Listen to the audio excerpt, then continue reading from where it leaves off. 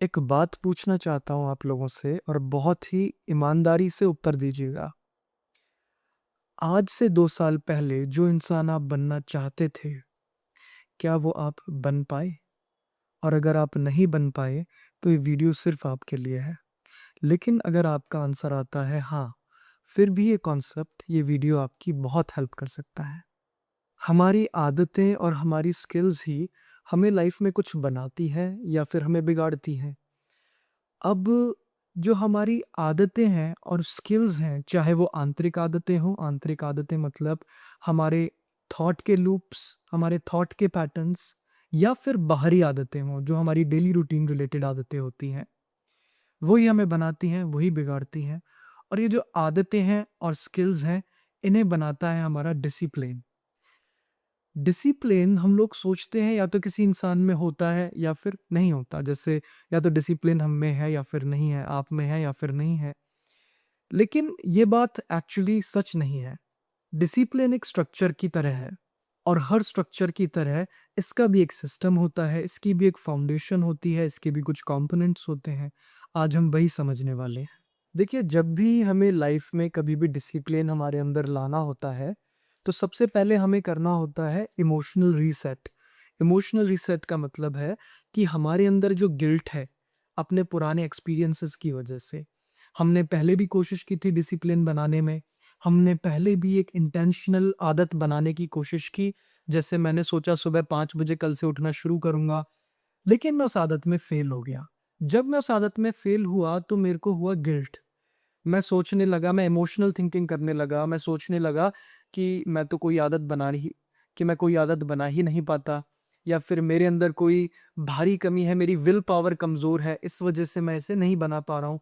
Guilt में आने के बाद अब मैं क्या करूँगा, मैं उस आदत से या फिर उस आदत को बनाने वाली प्रक्रिया से अवॉइडेंस करना शुरू कर दूँगा, अवॉइड करना शुरू कर दूँगा। अब यहाँ पे ना 2 फिनोमेना घटित होंगे। मेरा एक मन चाहेगा कि मैं उस आदत को बनाऊँ, लेकिन एक मन कहीं न कहीं सबकॉन्शियसली मुझे वहाँ से अवॉइड करवाएगा क्योंकि उस गिल्ट की नेगेटिविटी, उस गिल्ट की हैवीनेस अभी भी मेरे अंदर है। जिसकी वजह से मैं फिर से सोचूँगा उस आदत को बनाने के लिए बट फिर फेल हो जाऊँगा because of avoidance, because of guilt. उसके बाद फिर गिल्ट आएगा, फिर मैं एक लूप में फँस जाऊँगा। इसे मैं कहता हूँ गिल्ट ट्रैप। अब ये जो गिल्ट ट्रैप है ना, ये मुझे इमोशनल रीसेट नहीं होने देता, ये मेरे अंदर एक भारीपन लेकर ही रखता है। इसके लिए, इस गिल्ट को साफ करने के लिए, इसको क्लियर करने के लिए हम फॉलो करते हैं लेजर मेथड। ये लेजर मेथड क्या है?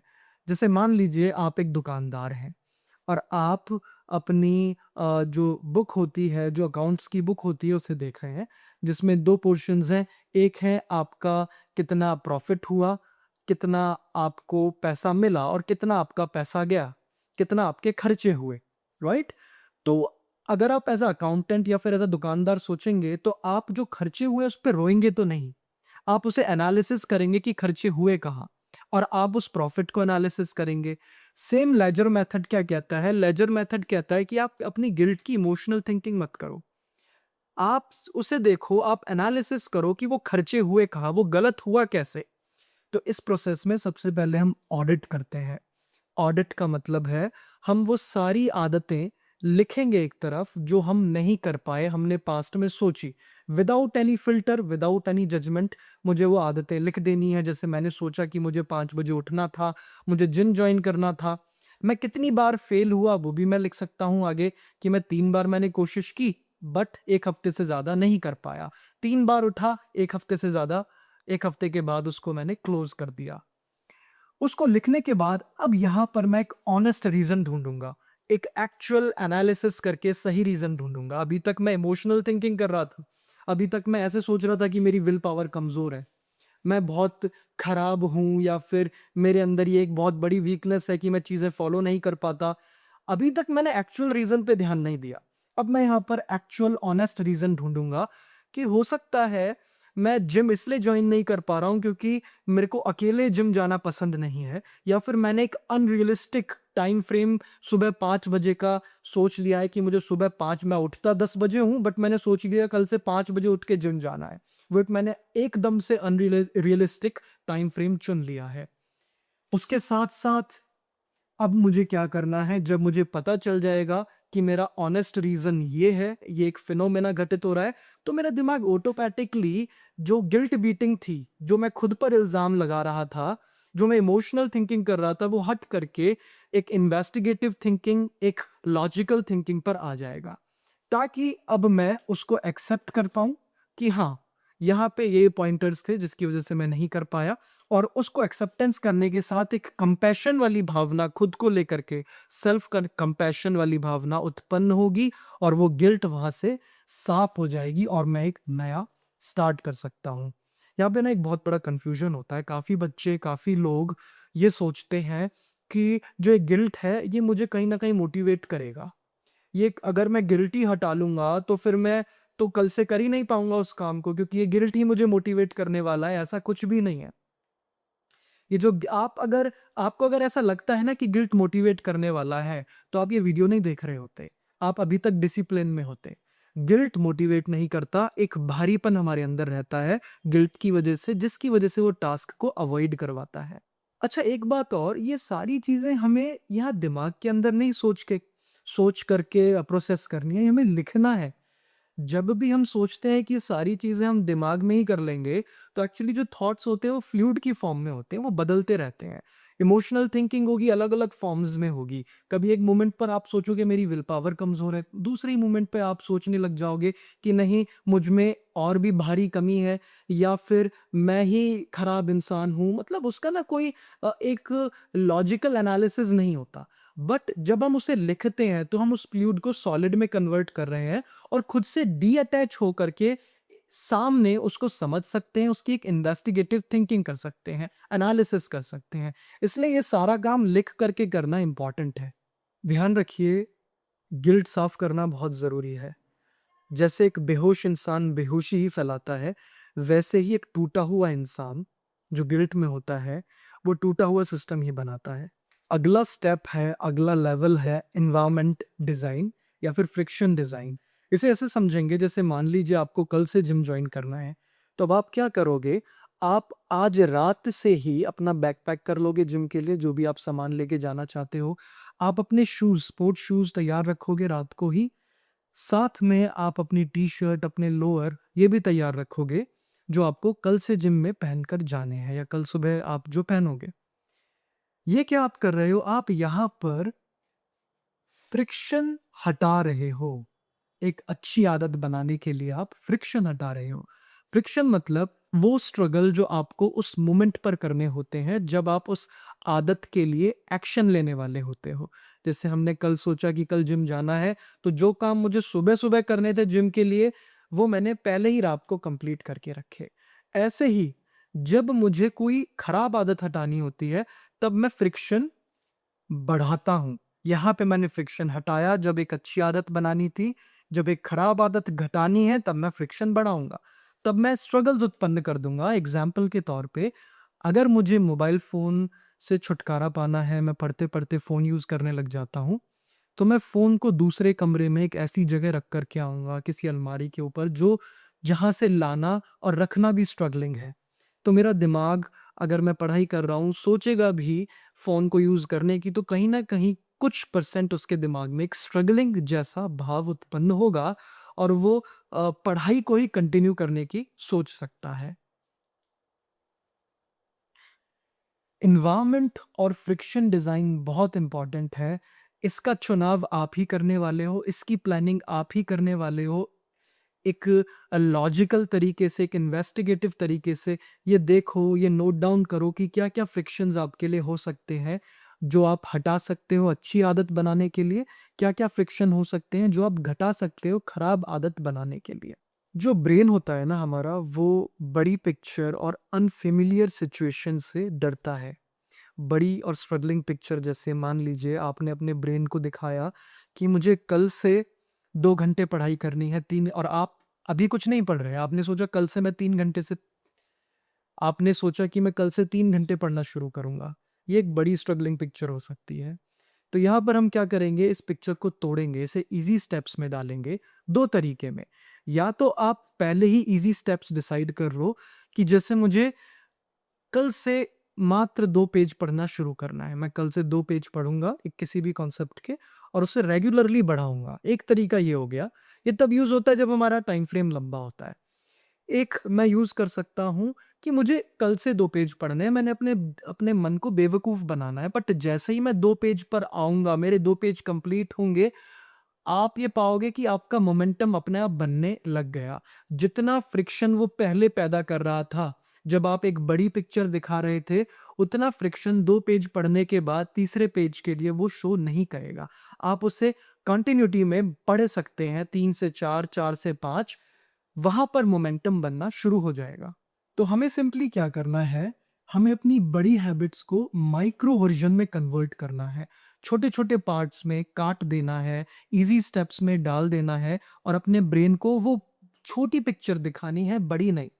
कोशिश करनी है कि हम क्वालिटी बेस्ड काम करें, क्वांटिटी बेस्ड को छोड़ कर के क्वांटिटी बेस्ड जैसे आवर्स को हटाओ शुरू में, टाइम फ्रेम मत लगाओ। शुरू में आप क्वांटिटी देखो जैसे 2 पेज, 3 पेज, 4 पेज। देखिए क्या होता है, हम चाहे कितनी भी प्लानिंग कर लें, हम कितना भी पॉजिटिव सोच लें, बट जब वो सिचुएशन आती है, तब हमें तब हमारा मन हमें फँसाता है। तब वो क्या करता है, हमारा कंफर्ट ज़ोन से अलाइन्ड जो मन है, कुछ ऐसे थॉट्स, कुछ ऐसे लॉजिक आपको देने लग जाएगा ताकि आप उस चीज़ को आगे के लिए प्रोक्रेस्टिनेट कर दो। आप सोचने लग जाओ आज नहीं कल ज़्यादा बेटर है। एग्ज़ाम्पल के तौर पे मुझे अगले दिन 5 बजे उठना है, मैंने अलार्म भी लगा दिया। हालाँकि मैं सो रहा हूँ रात के 12 बजे, बट मैंने पूरा डिसाइड कर लिया कि सुबह मुझे 5 बजे उठना है। जैसे ही सुबह अलार्म बजेगा, तो मेरा दिमाग मुझे कन्विंस करना शुरू कर देगा, वही दिमाग जो कम्फर्ट ज़ोन से अलाइन्ड है कि डॉक्टर्स कहते हैं 7 से 8 घंटे की नींद चाहिए। 5 घंटे थोड़ी ना, थोड़ा और सो जा, कोई प्रॉब्लम नहीं है। और फिर से हम इसी लूप में फँस जाएँगे। तो हमें क्या करना होता है, हमें यहाँ पर इफ देन मेथड यूज़ करना होता है। इफ देन मेथड का मतलब है, मुझे कोई भी डिसीज़न उस मोमेंट के लिए नहीं छोड़ना। मुझे पहले से ही डिसाइड रखना है कि अगर इफ मैं कल सुबह साढ़े 6 बजे मेरा अलार्म बजेगा, तो मैं सुबह शूज़ पहनूँगा और जिम के लिए निकलूँगा। या फिर सिंपल अगर मैं जिम की बड़ी पिक्चर ना दिखाऊँ, तो मैं साढ़े 6 बजे अगर मेरा अलार्म बजेगा, तो मैं शूज़ पहनूँगा। मुझे इस तरीके से ईज़ी कंपोनेंट्स में अपने आप को पिक्चर दिखानी है और इफ देन मेथड को यूज़ करना। इफ सोशल मीडिया चलाना चाहूँ, तो देन 40 पुशअप्स। इफ रात के 10 बज जाएँ, तो फ़ोन दूसरे कमरे में। देखिए, क्या रहता है जब हमारा दिमाग हमें कन्विंस करने का प्रयास करता है, कंफर्ट ज़ोन से अलाइन्ड वाला दिमाग, तब क्या होता है, तब हमारे 2 मन यहाँ पर चलते हैं, एक जो कंफर्ट ज़ोन से अलाइन्ड है और एक पार्ट जो हमें सही सलाह देने का प्रयास कर रहा होता है। जो कंफर्ट ज़ोन से अलाइन्ड मन है, वो क्या करेगा, आपका इंटेलिजेंसिया हैक कर देगा और उस लॉजिक को यूज़ करेगा, जो लॉजिक आपको ये बता पाए कि नहीं, तू इसे प्रोक्रेस्टिनेट कर सकता है।